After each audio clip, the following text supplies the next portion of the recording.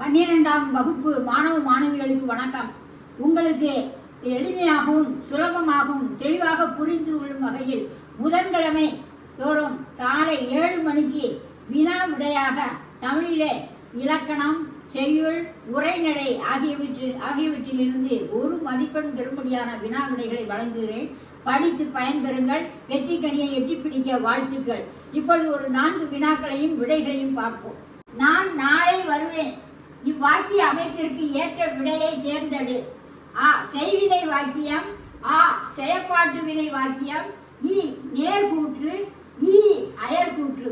இதற்கு நான் நாளை வருவேன் என்ற இந்த வினாவுக்கு ஏற்ற விடை நேர்கூற்று. ஆங்கிலத்தில் டைரக்ட் ஸ்பீச் என்று சொல்வார்கள். ஆக நான் நாளை வருவேன் என்பது நேர்கூற்று. இதற்கு சரியான விடை. இதற்கு 1 மதிப்பெண் கிடைக்கும். அடுத்த 2